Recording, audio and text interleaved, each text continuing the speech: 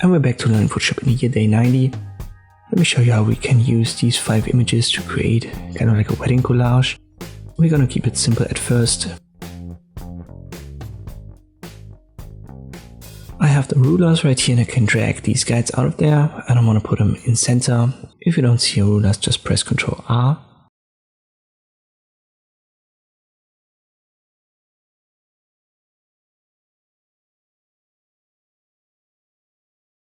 Then I make number 1 visible. I reposition that and I press Ctrl T, then I can transform it.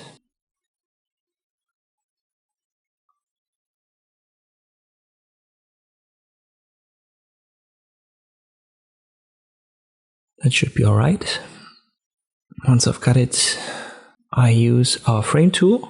I've introduced that in the last tutorial. If you haven't seen it, maybe you want to check that out. I use the rectangle mode and then I left click drag.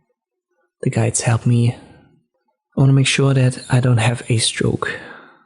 So activate this frame icon in the layers menu and then you can adjust that in the properties. But it should be by default without a frame. Now let's head on to image number 2. It's the same, I reposition it, transform it using Ctrl T. Then I use the frame tool.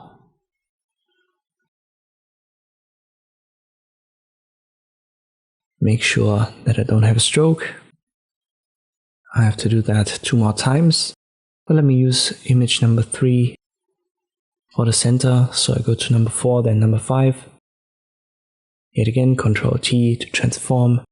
Press enter when you're done transforming, then use the frame tool.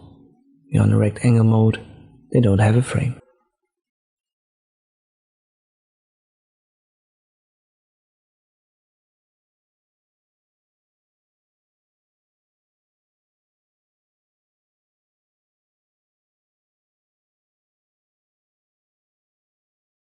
Alright, our final image, number 3. We have to drag that to the top in the layers menu, so that's on top of all of the other images. And now when you want to use the frame tool, you're going to run into a problem. You can't really use it. You want to use the ellipse mode. When you left click drag, it's not really visible, it's not happening as it should. Instead, you're just repositioning this image. And the reason is we've got frames below and you can't create a frame on top of a frame, no matter if it's on a different layer. For us to be able to do it, we'll have to make the images below invisible, and then we can left click drag on number 3 right here and create our ellipse frame like this. I'm going to turn it into a perfect circle, so I'll do that numerically right here under the properties for this frame. I'll make that 300 times 300 for width and height, and I can reposition that numerically with X and Y, or use the move tool below. Or simply left click drag on a canvas. When you want to reposition the image, just switch to the image icon in the layers menu and then you can reposition that inside of the frame a little bit. But that should be alright. I'll make the other ones visible again.